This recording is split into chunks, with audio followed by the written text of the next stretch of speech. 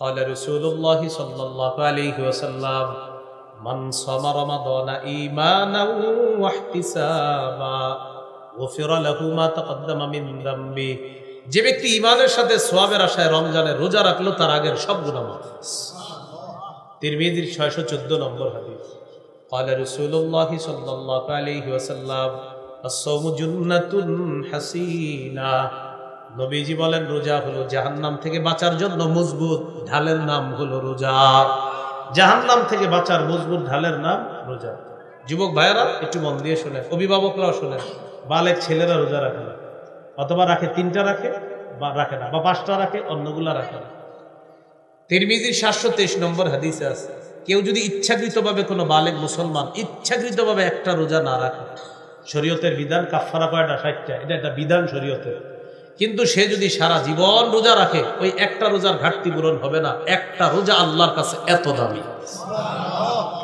অথচ এখন রোজা আপনার রাখে না বলে কি বললাম, বাবা মা সন্তানকে সাহারির সময় উঠায় না, বা স্বাস্থ্য নষ্ট হবে, ছোট মানুষ, 21 বছরের শিশু, 18 বছরের শিশু উঠায় না।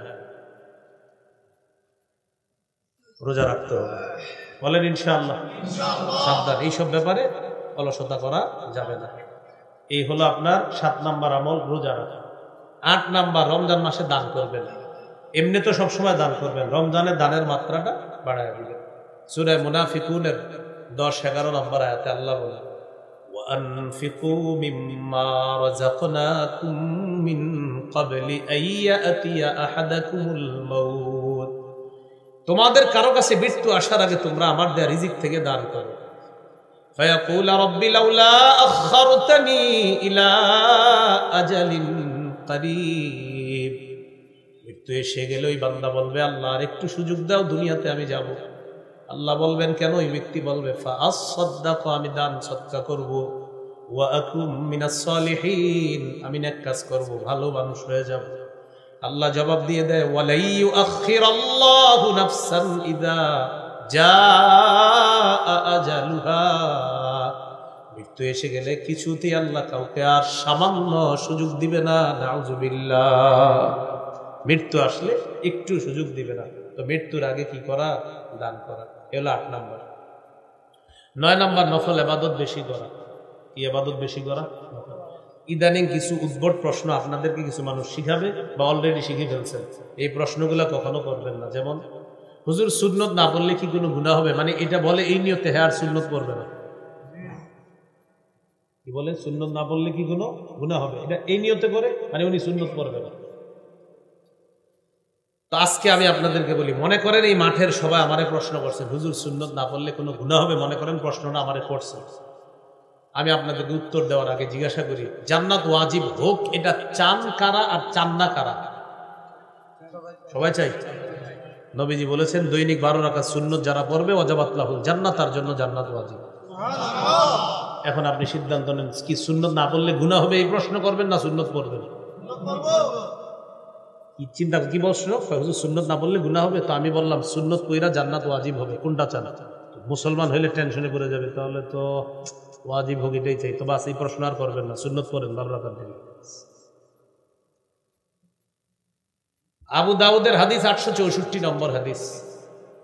রাসূলুল্লাহ সাল্লাল্লাহু আলাইহি সাল্লাম বলেন, ইন্না আউওয়ালা মা ইউহাসাবুন নাসু বিহি ইয়াউমাল কিয়ামাহ মিন আমালিহিম আস-সালাহ। কিয়ামতের ময়দানে মানুষের হিসাবের মধ্যে সর্বপ্রথম হিসাব হবে, আমলের যে হিসাবটা হবে এটা হবে নামাজের হিসাব।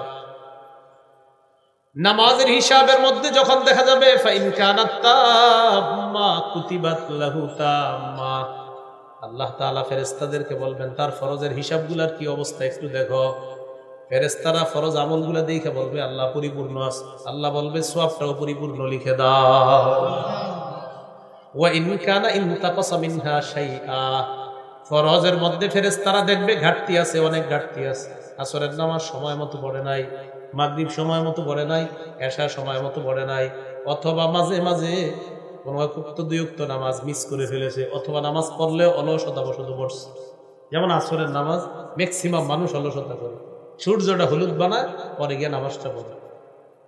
মা বোনরা পাতিলে আপনার রান্না বসানোর পর দেখে ভাত সিদ্ধ হবে কখন, সিদ্ধ হইলে আসর পড়বে, তো সিদ্ধ হইতে হইতে সূর্য হলুদ হয়ে গেছে, ইচ্ছা করে সূর্য হলুদ বানায় যারা আসর পরে, তিলকা সলাতুল মুনাফিকিন, তিলকা সলাতুল মুনাফিকিন, তিলকা সলাতুল মুনাফিকিন। নবী বলেন ইচ্ছা করে যারা সূর্য হলুদ বানায় আসর পরে, বলে নাই পরে না, পরে, নবী বলেন এটা মুনাফিকের নামাজ, এটা মুনাফিকের নামাজ, এটা মুনাফিকের নামাজ। এখন পড়লে এই অবস্থা, যারা পড়েই না, তাহলে মুসলমান ভাইয়েরা আমরা কি শিখলাম? তো ফরজ নামাজে অনেক সময় ঘাটতি হয়ে যায়, তো ফেরেশতাদেরকে আল্লাহ বলবে নফলগুলো একটু খোঁজ করো তো কি অবস্থা। তো ফেরেশতারা বলবে আল্লাহ নফল আছে, ভালোই নফল আছে, পড়ছে, রমজানে কিছু নফল বাড়ায় পড়ছে, রমজান মাস বোনাস দিছিলেন আপনি, নফল অনেক পড়ছে আল্লাহ। তো আল্লাহ বলবেন আতিম্মু ফারিয়দাতাহু মিন তাতাব্বুহি, তার নফলের মাধ্যমে ফরজের ঘাটতি পূরণ করবে। তাহলে নফল ইবাদত বাড়িয়ে দেওয়া। 10 নাম্বার নেকির কাজ যত বেশি পারেন করবেন। সূরা তাগাবুনের 9 নম্বর আয়াতে আল্লাহ বলেন মাইয়ুমিন বিল্লাহ ওয়া ইয়ামাল সালিহা, যে ব্যক্তি আল্লাহকে বিশ্বাস করে আর নেকির কাজ করে, ইউকাফিরু আনহু সাইয়্যাতি, আল্লাহ তার আগের সবগুলা গুনাহ মাফ করে দেয়। ওয়া ইউদখিলহু জান্নাতিন তাজরি মিন তাহতিহাল আনহারু খালিদিনা ফিহা আবাদা, আল্লাহ তাকে এমন জান্নাতে প্রবেশ করাবেন যার তলদেশ দিয়ে নহরসমূহ প্রবাহিত হবে, সেথায় তারা চিরকাল থাকবে। যালিকাল ফাউজুল আযীম, আল্লাহ বলেন এটাই মহান সফলতা। নেকির কাজ বেশি বেশি করা, যারা আল্লাহর সাক্ষাৎ কামনা করি 2টা কাজ বেশি বেশি করতে হবে।